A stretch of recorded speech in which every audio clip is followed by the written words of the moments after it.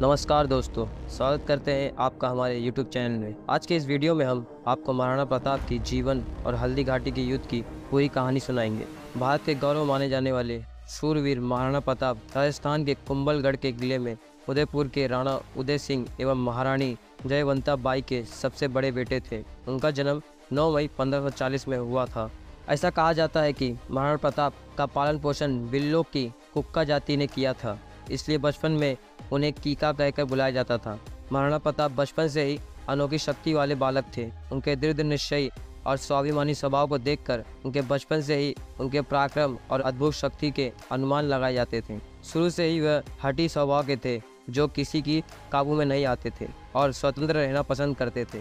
परमवीर महाराणा प्रताप ने अपनी जिंदगी में मुगल शासकों के सामने घुटने नहीं टेके और हार नहीं माना था। साथ ही मुगलों को अपनी अनोखी शक्ति दिखाकर उनके मन में अपने प्रति खौफ पैदा कर दिया था।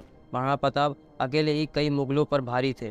मुगल सम्राट अकबर भी महाराणा प्रताप के ताकत, साहस, पराक्रम एवं अनोखी शक्ति से डरा हुआ था। राजपूतों के शौर्य, साहस, दृढ़ता और उनकी वीरता के प्रतीक माने जाने वाले महाराणा प्रताप जी ने राजनीतिक कारणों की वजह से 11 शादियां की थी।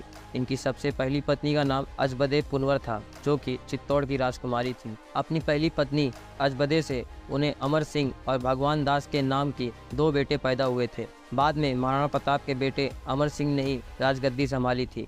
इसके साथ ही आपको बता दें कि महाराणा प्रताप को अपनी सभी 11 पत्नियों से कुल 22 बच्चे प्राप्त हुए थे, जिनमें से 5 बेटियां और 17 बेटे थे। महाराणा प्रताप एक ऐसे वीर और स्वाभिमानी शासक थे जिन्होंने मुगलों को धूल चटा दी थी। वहीं दूसरी तरफ महाराणा प्रताप के सौतेले भाइयों को मेवाड़ की राजगद्दी नहीं मिलने पर उनके मन में महाराणा प्रताप के प्रति क्रोध और नफरत की भावना पैदा हो गई। राजपूत भाइयों के बीच इसी आपसी झगड़े और पारिवारिक मतभेद का मुगल शासकों ने फायदा उठाकर चित्तौड़ के किले पर जीत हासिल की। हालांकि इस हार के बाद महाराणा प्रताप और उनके पिता राणा उदय सिंह मेवाड़ की प्रजा की सुरक्षा के लिए किले से बाहर निकल गए और फिर महाराणा प्रताप ने अपनी कुशल रणनीति बुद्धि का इस्तेमाल करके उदयपुर को फिर से एक समृद्ध राज्य बनाया और अपनी प्रजा को सुरक्षित रखा। हालांकि अकबर ने कई बार अपने दूतों से मेवाड़ शासक महाराणा प्रताप के पास शांति का प्रस्ताव भेजा था, लेकिन अपनी प्रजा के हित और अपने स्वाभिमान के चलते महाराणा प्रताप ने अकबर के शांति दूत राजपूत राजा मान सिंह, जलाल खान, भगवान दास, तोड़मल का प्रस्ताव स्वीकार नहीं किया था। जिसके बाद अकबर का क्रोध 7वें आसमान पर पहुंच गया था और उसने साल 1576 में अपने इन्हीं शांति दूतों के साथ मिलकर मेवाड़ के शासक महाराणा प्रताप के खिलाफ युद्ध छेड़ दिया। बाद में यह हल्दी घाटी के युद्ध के नाम से जाना गया। मुगलों और राजपूतों के बीच 18 जून साल 1576 में युद्ध हुआ। हल्दी घाटी का युद्ध इतिहास का सबसे बड़ा युद्ध है। इस युद्ध में आधे से ज्यादा राजपूत मुगलों में मिल गए थे, लेकिन फिर भी महाराणा प्रताप ने एक महापराक्रमी और वीर योद्धा की तरह मुगलों का डटकर सामना किया और उन्हें अपने अदम्य साहस एवं अद्भुत शक्ति का एहसास दिलाया। हल्दी घाटी का युद्ध इतिहास के परमवीर योद्धा महाराणा प्रताप की वीरता और साहस के लिए भी जाना जाता है। आपको बता दें, साल 1576 में हुए इस युद्ध में मुगल सम्राट अकबर के पास राजपूतों से लड़ने के लिए करीब 80,000 सैनिकों वाली विशाल सेना और भारी युद्ध शस्त्र थे, जिसका नेतृत्व राजा मान सिंह असफ खान ने किया था। वहीं दूसरी तरफ राजपूत शासक सैन्य रूप से कमजोर थे। इस युद्ध में मुगलों का सामना करने के लिए राजपूतों के पास सिर्फ 20,000 सैनिक थे, जिसका नेतृत्व महाराणा प्रताप और हाकिम खान सूरी ने किया था। अपनी छोटी सी सेना के साथ राजस्थान के हल्दी घाटी गोंगुड़ा की रणभूमि में महाराणा प्रताप ने मुगलों की भारी सेना का अपनी वीरता के साथ मुकाबला किया। महाराणा प्रताप के पराक्रम और साहस को देखकर आसपास के कई बिल आदिवासियों ने भी महाराणा प्रताप का इस युद्ध में साथ दिया। यह युद्ध काफी देर तक चला। महाराणा प्रताप की सेना कम होने की वजह से महाराणा प्रताप को इस युद्ध में पीछे हटने की सलाह दी गई। हालांकि उनकी इसी छोटी सी सेना ही मुगलों की बड़ी सेना पर भारी पड़ गई। वहीं महाराणा प्रताप इस युद्ध में मुगलों की सेना को अंत तक मुकाबला करते रहे। हालांकि महाराणा प्रताप इस युद्ध में गंभीर रूप से घायल हो गए, जिसके बाद जलाल सिंह ने महाराणा प्रताप की इस युद्ध से निकलने में काफी मदद की। इस युद्ध में महाराणा प्रताप के सबसे प्रिय और वफादार घोड़े चेतक के घायल होने के बावजूद भी उसने करीब 26 फीट नाले को पार कर महाराणा प्रताप की जान बचाई थी। हालांकि बाद में चेतक युद्ध स्थल के पास शहीद हो गया। इस तरह मुगल सम्राट अकबर का राजपूतों की शक्ति की मिसाल जाने जाने वाले महाराणा प्रताप को पकड़ने का सपना भी पूरा नहीं हो पाया। काफ़ी संघर्षों और मुसीबतों का सामना करने के बाद भी महाराणा प्रताप ने मुगलों के सामने अपनी हार स्वीकार नहीं की और अपने अदम्य साहस और पराक्रम के बल पर मुगलों की विशाल सेना के हौसले को ध्वस्त कर दिया। वहीं ऐसा माना जाता है कि हल्दी घाटी के युद्ध में न तो अकबर की जीत हुई और न ही मेवाड़ के राजा महाराणा प्रताप की हार हुई। एक तरफ जहां मुगलों के पास अपनी मजबूत सैन्य शक्ति थी, तो दूसरी तरफ महाराणा प्रताप के पास शौर्य, वीरता एवं लड़ने की शक्ति का कोई भी कमी नहीं थी। हल्दी घाटी के युद्ध के बाद महाराणा प्रताप की वीरता के चर्चे पूरे देश भर में होने लगे।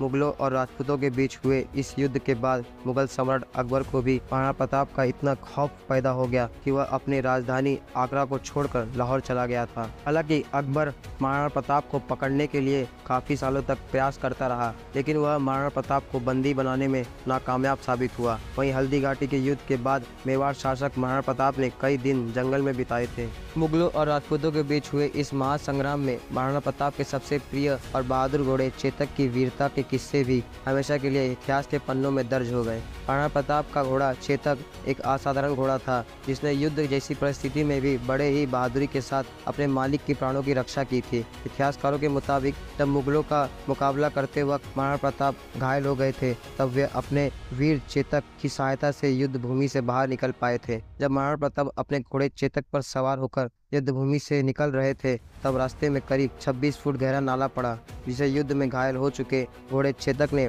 पार कर अपने स्वामी महाराणा प्रताप की जान बचाई थी। हालांकि बाद में महाराणा प्रताप के घोड़े चेतक की मौत हो गई थी। अपने प्रिय घोड़े की मौत के बाद महाराणा प्रताप काफी दुखी हुए। हालांकि आज भी चेतक की समाधि राजस्थान के हल्दी घाटी में बनी हुई है और इसमें चेतक की वीरता का उल्लेख भी किया गया है। महाराणा प्रताप के भाला, कवच और तलवार का वजन करीब 208 किलो था, जिसे लेकर युद्ध भूमि पर वे अपने वीर घोड़े चेतक पर सवार होकर चलते थे। आपको बता दें कि महाराणा प्रताप जी के भाला का वजन करीब 81 किलो तक था और वे अपने शरीर पर 72 किलो तक का कवच धारण करते थे। इसके अलावा वे अपने साथ 2 तलवार और ढाल लेकर चलते थे। इस तरह महाराणा प्रताप करीब 208 किलो का वजन लेकर चलते थे। महाराणा प्रताप एक तलवार अपने लिए रखते थे, जबकि दूसरी तलवार निहत्थे दुश्मन के लिए रखते थे। महाराणा प्रताप अपने अदम्य साहस, अद्भुत शक्ति के लिए जाने जाते थे। महाराणा प्रताप जी के तलवार, कवच समेत उनके कई कीमती सामान आज भी उदयपुर राज घराने के संग्रहालय में सुरक्षित रखा गया है।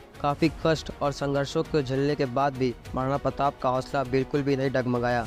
एक बार फिर से राजपूताना की जीत फहराने के इरादे से उन्होंने 1579 के उस दौर का फायदा उठाया, जब बिहार और बंगाल जैसी राज्यों में मुगलों के खिलाफ जंग छिड़ी हुई थी, जिसकी वजह से मुगलों ने चित्तौड़ पर ध्यान देना छोड़ दिया था।